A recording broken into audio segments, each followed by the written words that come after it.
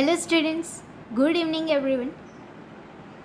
Students, आज का हमारा टॉपिक है मनी एंड इट्स फंक्शंस और हम उसके टाइप्स भी पढ़ने वाले हैं। तो उसके पहले हम थोड़ा सा क्विक रिवीजन कर लेते हैं जो हमने अभी तक इस चैप्टर में पढ़ा।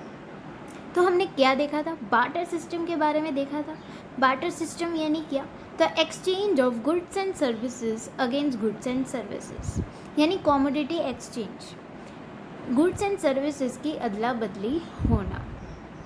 पर ये सिस्टम के अंदर कुछ लिमिटेशंस थी। कौन सी लिमिटेशंस थी? मेन 3 तरह की लिमिटेशंस थी। First, difficulty in mutual adjustment of wants, यानी क्या? दो जो पार्टीज जो थी, जो अपना माल है या तो सर्विस है जो एक्सचेंज करने वाली होती है, वो दोनों की नीड्स या जो वांट्स है उसमें एडजस्टमेंट होना डिफ़िकल्ट होता था। फिर दूसरा हमने पढ़ा डिफ़िकल्टी इन स्टोरिंग वैल्यू, यानी जो भी कमोडिटीज़ थी उसको स्टोर करना लॉन्ग टाइम तक वो बहुत टफ बन जाता था। फिर तीसरी लिमिटेशन थी as a measurement of value, यानी कोई एक पार्टी है, वो कोई एक पर्सन से कुछ भी चीज़ खरीद के लाती है तो उसे पता नहीं चलता था कि सामने मैं कितना दूँ तो वो जस्टिसेबल रहेगा, यानी सही रहेगा। तो एक मेज़रमेंट की दिक्कत होती थी। इसीलिए सभी लोगों को ऐसे फिक्स्ड मीडियम ऑफ एक्सचेंज की ज़रूरत पड़ी कि जो पूरा यूनिवर्सली एक्सेप्टेड हो, यानी पूरे वर्ल्ड के अंदर हर एक कंट्रीज़ के अंदर एक ऐसे मीडियम ऑफ एक्सचेंज की ज़रूरत थी जो पूरे कंट्रीज़ के अंदर, यानी सारे कंट्रीज़ के अंदर लोग उसे एक्सेप्ट कर ले। तो इसीलिए मनी इवॉल्व हुआ। तो कैसे इवॉल्व हुआ? तो सबसे पहले एनिमल्स यूज़ होते थे as a medium of exchange. Animals की वैल्यू बहुत ज़्यादा थी, तो animals as a medium of exchange सबसे पहले यूज़ हुए। पर उसकी लिमिटेशन थी कि भाई वो बीमार पड़ जाते थे, मर जाते थे, उनकी लाइफ शॉर्ट थी। तो फिर मिनरल्स एंड वैल्यूएबल्स, कॉइन्स, जो गोल्ड के कॉइन्स थे, इस तरह के कॉइन्स और मिनरल्स यूज़ हुए as a medium of exchange. जब राजाशाही स्टार्ट हो गई तब फिर इसके लिमिटेशन आ गई कि ये सिर्फ कुछ जगहों पे ही सिर्फ चलते थे, यानी पूरी दुनिया के अंदर हर जगह पे ये चीज़ चालू नहीं हुई थी। तो ये इसकी एक दिक्कत थी। तो इसीलिए फिर मनी एक ऐसा मतलब कि fixed medium of exchange form हुआ कि जो पूरी दुनिया ने उसे एक्सेप्ट किया as a medium of exchange. तो मनी का यूज़ इस तरह से स्टार्ट हो गया। तो स्टूडेंट्स, अब हम पढ़ेंगे कि मनी क्या है और उसके कौन से फंक्शंस हैं। तो स्टूडेंट्स, पेज नंबर 31 पे आ जाओ। 31 पेज नंबर निकालो, पेंसिल के साथ बैठना। अगर आपको कुछ अंडरलाइन करने जैसा लगे तो कर लेना। तो स्टूडेंट्स, अब स्टार्ट करते हैं meaning of money and functions of money. According to Marshall, money is that medium which is used as a means of exchange without any doubt or investigation, regardless of time or place. It means what? Marshall ने ऐसा बोला है कि money जो है वो एक means of exchange की तरह, यानी मीडियम ऑफ एक्सचेंज की तरह पूरी वर्ल्ड के अंदर यूज़ किया जाता है। कोई भी जगह पे, कोई भी समय पे, कोई भी डाउट या तो इन्वेस्टिगेशन किए बिना जो एक्सेप्टेबल है वो क्या है? तो वो मनी। ठीक है, उसका मतलब समझो कि आप कोई भी जगह पे घूमने गए हो और उधर से आपने कोई भी चीज़ खरीदी, तो उसके बदले में आप क्या दोगे? ऑब्वियस है कि आप पैसे ही दोगे। ठीक है, मनी ही देने वाले हो। कोई दुकानदार जो है वो आपको ऐसा तो नहीं बोलेगा कि मुझे पैसे नहीं चाहिए, मुझे 2 एनिमल्स दे दो। ठीक है, तो जो ये मनी जो है वो पूरे वर्ल्ड के अंदर एक्सेप्टेबल हो गया है। अगर आप कोई भी जगह पे, कोई भी इंटरनेशनल ट्रिप पे गए हो, कहीं पे भी कोई और कंट्री के अंदर गए हो बिजनेस के काम से या कुछ भी, तो वो आपके पास जो भी ट्रांजैक्शंस करेंगे तो मनी के लिए ही करेंगे, ठीक है। कोई हाँ, वैसा हो सकता है कि करेंसीज अलग अलग होंगे, डॉलर होगा, पाउंड होगा, ठीक है, ऐसा सब कुछ होगा, पर मनी ही होगा, कोई और चीज़ नहीं होंगे।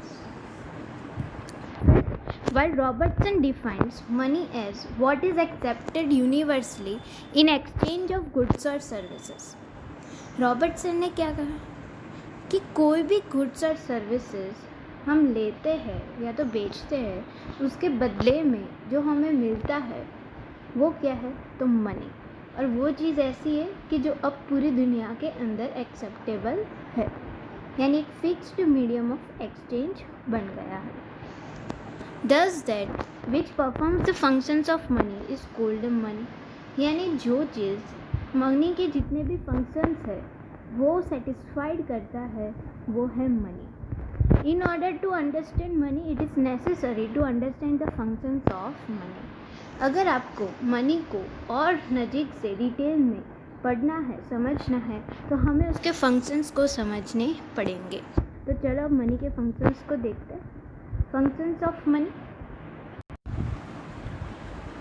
4 तरह के मेन फंक्शंस होते हैं मनी के। First of all medium of exchange, दूसरा store of value, third unit of account and fourth standard of deferred payment. अब ये स्टैंडर्ड ऑफ डिफर्ड पेमेंट भी उसका मेन फंक्शन ही है, पर आपके बुक के अंदर सिर्फ 3 फंक्शंस है जो अलग से दिए हैं। ये स्टैंडर्ड ऑफ डिफर्ड पेमेंट वाला भी दिया है, पर उसका एक अलग सा ब्लैक हाईलाइट करके उसका पॉइंट नहीं दिया। आपकी बुक में ये 3 फंक्शंस है जो मेन हाईलाइट करके दिए हैं। First one medium of exchange, दूसरा यूनिट ऑफ अकाउंट और तीसरा store of value. Medium of exchange यानी क्या कि अगर आप कोई भी चीज़ खरीदते हो उसके बदले में आप क्या दोगे, वो क्या है, तो वही है मनी, जो एक फिक्स्ड मीडियम ऑफ एक्सचेंज बन गया है। आपने पैसे दिए, वो बंदा भी क्या करेगा, उसको कोई चीज़ खरीदनी होगी तो वो भी पैसे ही देगा। फिर unit of account for pricing things, यानी क्या कि अब हर एक प्रोडक्ट जो होता है, कोई भी चीज़ की अब प्राइस डिसाइड की जाती है कि भाई इसकी 10 रुपये है, इसकी 20 रुपये, तो आप क्या करोगे, वो चीज़ खरीदोगे, उसके बदले में आप उसको उतने पैसे दे दोगे। फिर store of value for saving, यानी आप उसको इजीली सेव कर सकते हो। चलो तो फंक्शंस ऑफ मनी देखते हैं one by one. First one, money as a medium of exchange. The most important function of money is to act as a medium of exchange and trade. सबसे पहला और सबसे इम्पॉर्टेंट फंक्शन मनी का क्या है, तो वो एक मीडियम ऑफ एक्सचेंज की तरह वो यूज़ किया जाता है। और ट्रेड में भी, ट्रेड का मीनिंग क्या होता है, एक्सचेंज ऑफ गुड्स, ठीक है, उसके बदले में रिटर्न में आपको मिलेगा पैसा। तो ट्रेडिंग में भी मनी सबसे ज़्यादा यूज़ होता है। It removes the limitation of the lack of double coincidence of wants and makes exchanges easier. एक ये मीडियम ऑफ एक्सचेंज बन गया, उससे जो बार्टर सिस्टम की जो लिमिटेशन थी डबल कोइंसिडेंस ऑफ वॉन्ट्स की, वो हट गई। यानी जो म्यूचुअल एडजस्टमेंट ऑफ वॉन्ट्स करना पड़ता था, वो जो लिमिटेशन थी, ये जो प्रॉब्लम थी, वो मनी से हट गई, ठीक है। यानी अब हमें सामने वाले की क्या नीड है वो हमें समझने की कोई ज़रूरत नहीं है। यानी मेरे पास पैसे हैं और मुझे कपड़े ख़रीदने हैं, तो दैट्स इट, ठीक है। फिर मुझे वो नहीं सोचना पड़ता कि ये जो सामने वाला बंदा जो कपड़े बेचने बैठा है, क्या उसको पैसे चाहिए या नहीं चाहिए। ऑफ कोर्स उसको पैसे चाहिए, फिर वो पैसे से उसको जो चाहिए वो ख़रीद लेगा, ठीक है। तो हमें एक दूसरों की जो वॉन्ट्स है उसको मैच करने की जो प्रॉब्लम होती थी, वो इधर से हट गई। The farmer can get money in exchange of wheat, and then from that money he can buy clothes, rice, ghee, etc. An individual can spend money to satisfy his present demands of goods and services, and also save the money for future to satisfy his future needs for goods and services. यानी क्या, कोई भी person है वो पैसे कमाएगा, अपने पास जो है उसको बेच के या सर्विस होगी वो प्रोवाइड करके, फिर वो पर्सन वो पैसों से उसकी जो भी नीड्स हैं वो फुलफ़िल करेगा। और वो कोई भी बंदा है वो अपने पैसों से अपने प्रेजेंट नीड्स तो फुलफ़िल कर ही पाएगा, एज़ वेल एज़ वो मनी को सेव करके अगर उसके फ्यूचर टाइम में कोई नीड्स होगी तो उसे भी वो फुलफ़िल करेगा।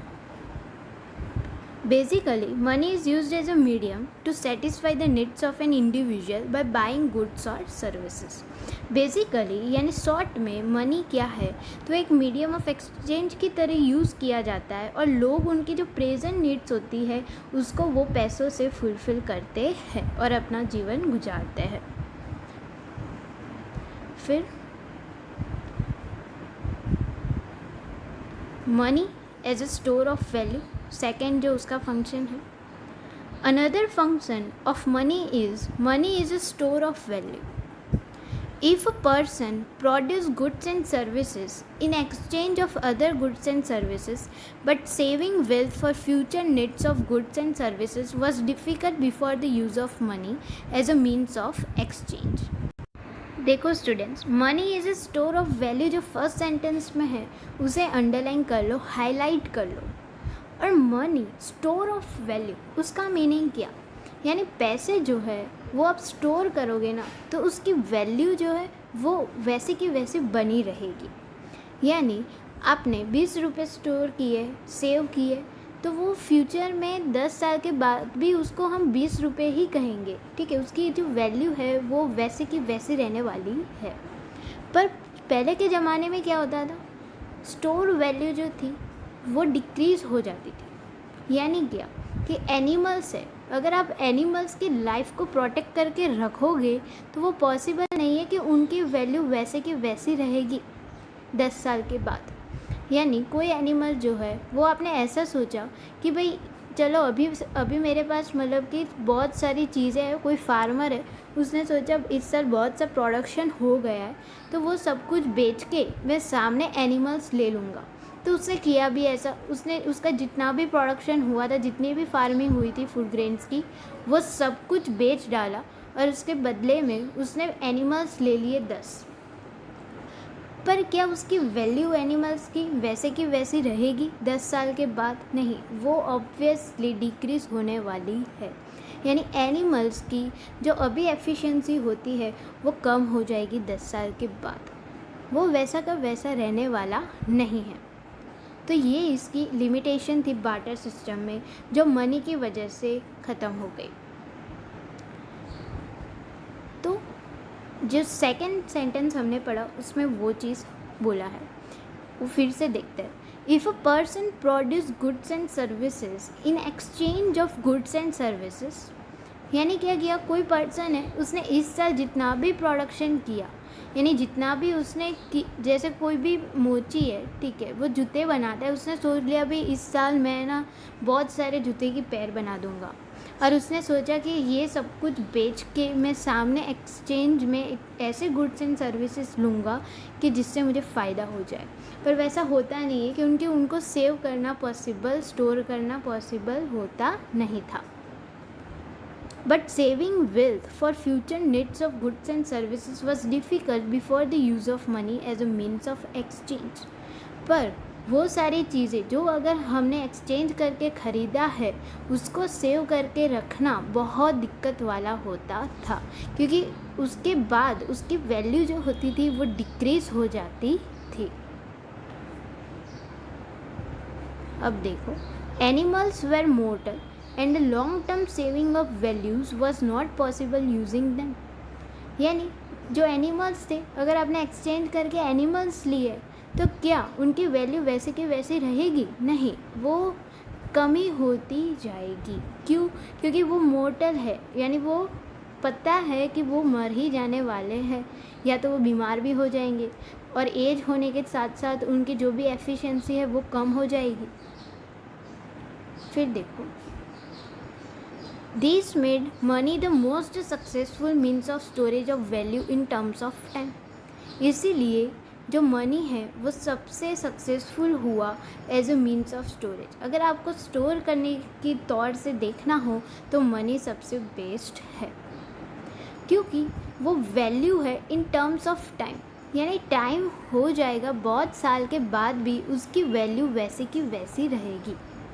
यानी अभी भी अगर आपने 50,000 सेव किए तो 10 साल के बाद भी वो 50,000 ही रहने वाले हैं, उसमें कोई उसकी वैल्यू में डिक्रीज़ नहीं होगा। ठीक है, वो हो सकता है कि हमारी परचेजिंग पावर कम हो जाएगा। पहले हम 50,000 से बहुत सी चीज़ें खरीद सकते थे, वो अब 10 साल के बाद शायद 50,000 से उतनी चीज़ें हम खरीद ना सके, पर वो 50,000 वैसे के वैसे ही रहेंगे। पर एनिमल्स में क्या होता था, अगर हमने ऐसा सोचा है कि भाई एनिमल्स को अभी हमने जितने महंगे खरीदे तो वो 10 साल के बाद अगर हम उसे बेचेंगे तो हमें भी उतने पैसे मिलेंगे, तो वो आप बंद कर लो, वो आप गलत सोच रहे हो। तो देखो, it is easy to have money as storage of value, इसीलिए मनी को स्टोर करना ईजी है। It become possible to get money in exchange of crops and save the money for future needs to buy goods or services. इसको underline कर लो, यानी क्या कि money को अगर आपने कमाया है अपने क्रॉप्स को बदले में देकर, तो आप वो पैसे से अपनी जो प्रेजेंट नीड्स है उसको भी फुलफ़िल कर पाओगे, और अगर आपको उसमें से सेव करके रखना है तो आप सेव भी कर पाओगे और अपने फ्यूचर नीड्स को भी फुलफ़िल कर पाओगे। फिर देखो, another advantage of using money was that it could be used as a standard of deferred payment. This characteristic of money become an important basis for the entire systems of credit, hire purchase and instalment payments. देखो, हमने जो fourth वाला जो function वो picture में देखा था, standard of deferred payment वाला, मैंने बोला था कि आपके बुक के अंदर अलग से हाईलाइट अलग पॉइंट बना के नहीं दिया, पर वो चीज़ इंक्लूड ज़रूर किया है। तो स्टैंडर्ड ऑफ डिफर्ड पेमेंट होता क्या है, अगर आपने कोई भी चीज़ अभी ख़रीदा है पर उसका पेमेंट आपने तब नहीं किया, पर आपने बोला है कि हम थोड़े टाइम बाद उसको पे कर लेंगे, पेमेंट कर देंगे, तो ये क्या हो गया, स्टैंडर्ड ऑफ डिफर्ड पेमेंट। यानी वो अब पॉसिबल है जो पहले नहीं होता था। पहले क्या होता था, बार्टर सिस्टम के वक्त अगर आपने अभी कुछ भी चीज़ दी है तो उसके बदले में आप तुरंत कोई भी चीज़ रिटर्न में लेने ही लेने वाले हो। यानी मैंने अभी कपड़े ख़रीदे तो उसके बदले में मुझे कुछ ना कुछ तो उसे उसी वक्त देना पड़ेगा। ठीक है, पर अब क्या है, मनी की वजह से वो दिक्कत चली गई है।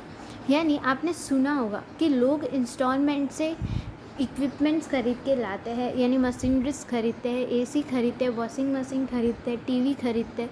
तो इंस्टॉलमेंट पेमेंट से यानी किस तरह से होता है, तो उसमें ऐसा होता है कि अभी आपने ख़रीदा तब आपको एक फ़र्स्ट इंस्टॉलमेंट पे कर देना पड़ता है, उसके बाद आपको 2-2 महीने के बाद या तो 6-6 महीने के बाद आपको कुछ ना कुछ पेमेंट इंस्टॉलमेंट्स में करने का बनता है।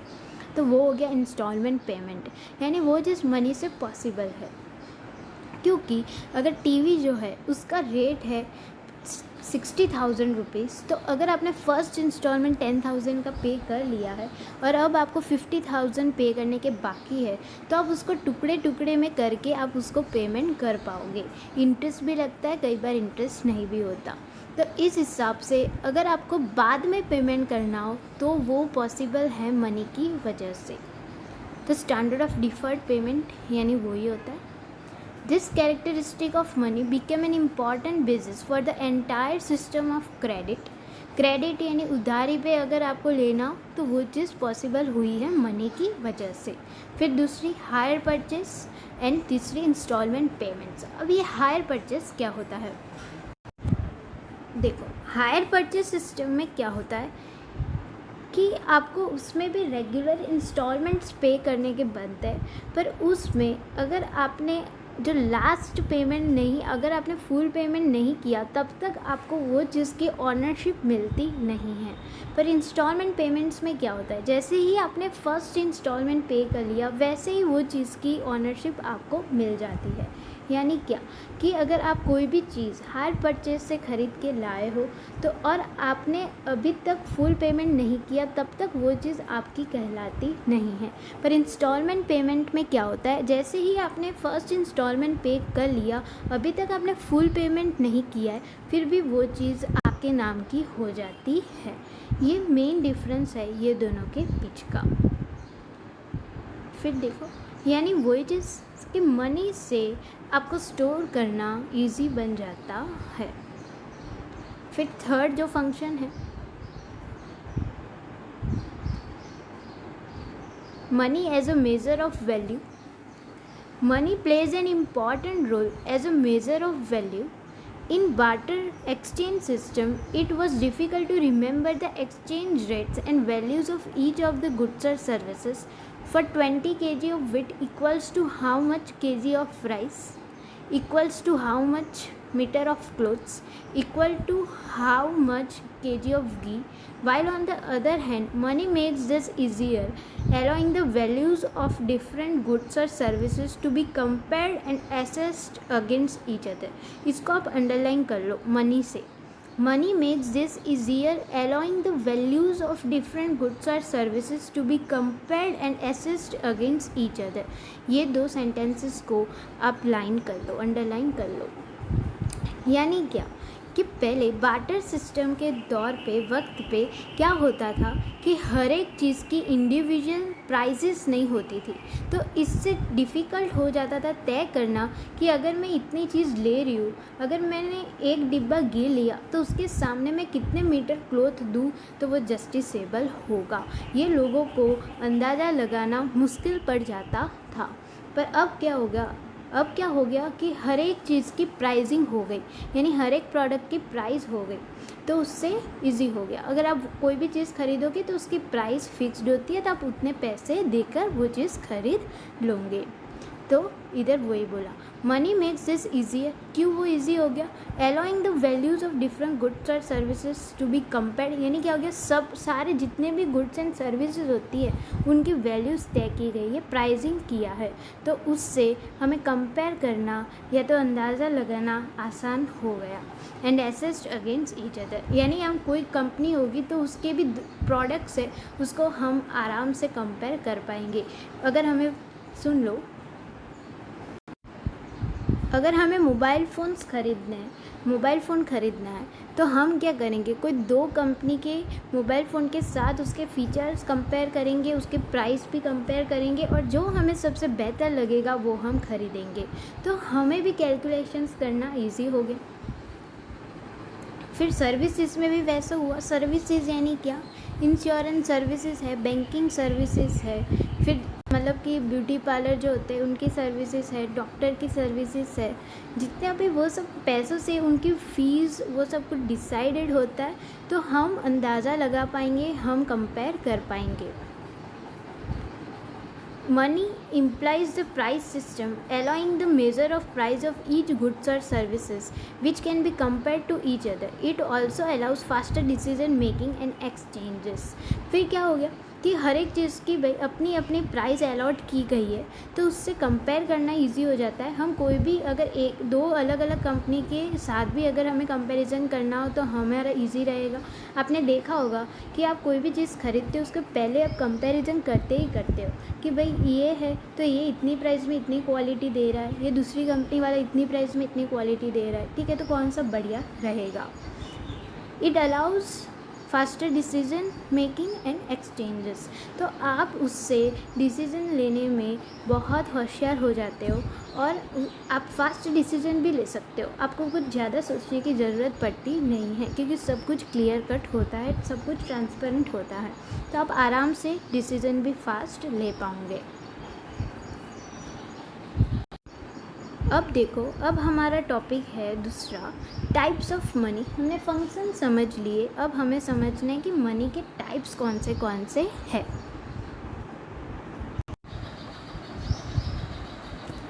देखो, तो टाइप्स ऑफ मनी यानी इवोल्यूशन ऑफ मनी. हमने इवोल्यूशन ऑफ मनी के बारे में देखा कि मनी फॉर्म कैसे हुआ, ओरिजिन उसका किस तरह से हुआ.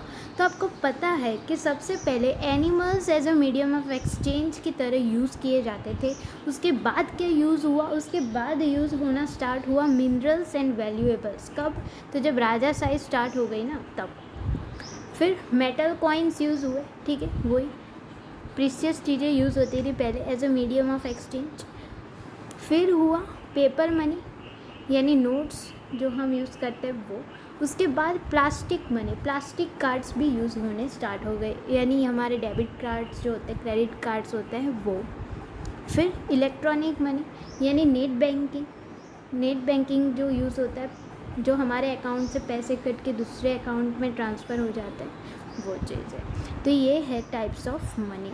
अब और भी दूसरे 2 टाइप्स इसके अंदर इंक्लूड किए गए हैं। टाइप्स ऑफ मनी में देखो, since the time of barter system, animals or precious stones were used as the means of exchange and storage of value. Thereafter, metal coins came into existence, which were followed by government regulated notes and currency coins. यानी क्या हुआ, सबसे पहले animals, फिर जो precious stones थे, gold के जो कॉइन्स आते थे, फिर जो प्रीशियस अपनी जो मेटल्स होती थी, ये सारी चीज़ें यूज़ होती थी as a medium of exchange. फिर क्या हुआ कि करेंसी कॉइन्स आ गए जो रेगुलेटेड होते हैं, यानी गवर्नमेंट ने ही तय किया है। जैसे हमारे सिक्के 1, 2, 5 रुपए के जो सिक्के आए वो यूज़ हुए। फिर नोट्स भी आती थी। फिर this was succeeded by the banking system, credit card and E banking system. फिर क्या हुआ, फिर बैंकिंग सिस्टम जैसे जैसे डेवलप होती गई, वैसे ये जो प्लास्टिक मनी का भी डेवलपमेंट उतना ही तेज़ी से हुआ। यानी जो डेबिट कार्ड है वो, क्रेडिट कार्ड होते हैं वो। फिर ई बैंकिंग सिस्टम यानी इलेक्ट्रॉनिक बैंकिंग, नेट बैंकिंग, जो एक अकाउंट से इनविजिबल फॉर्म में मनी का ट्रांजैक्शन होना। इसीलिए मनी के टाइप्स कौन से हैं, तो the types of money are commodity money, जो पहले बार्टर सिस्टम में जो एक्सचेंज होता था वो। फिर दूसरा एनिमल्स मनी, फिर third metal money, fourth paper money यानी ये नोट्स जो हम यूज़ करते हैं वो। फिफ्थ प्लास्टिक मनी यानी कार्ड्स और वो। फिर सिक्स्थ बैंकिंग मनी यानी इनविजिबल और ई मनी, जो इलेक्ट्रॉनिक फॉर्म में जो मनी हम यूज़ करते हैं वो। तो ये जो भी है टाइप्स, वो सब के बाद मनी ही सबसे बेस्ट मतलब कि मीडियम ऑफ एक्सचेंज की तरह सक्सेसफुल हुआ है। इधर हमारा मनी और मनी के फंक्शंस ख़त्म हो गए। अब हमने पढ़ना है इन्फ्लेशन के बारे में, तो वो हम नेक्स्ट सेशन में, नेक्स्ट क्लास में इन्फ्लेशन के बारे में पढ़ने वाले हैं। तो स्टूडेंट्स, ये अब आप रिवाइज़ करोगे घर पे, ठीक है। जो भी पढ़ा है वो रिवाइज़ करो घर पे एक बार, बहुत अच्छा रहेगा। और अच्छा लगा कि स्टूडेंट्स घर पे पढ़ते हैं और डाउट्स भी पूछते हैं, ये एक पॉजिटिव साइन है। तो प्लीज़ करते रहो, आपके लिए है, 12th है, करना पड़ेगा तो करो। ओके स्टूडेंट्स, तो नेक्स्ट लेक्चर में इन्फ्लेशन देखेंगे।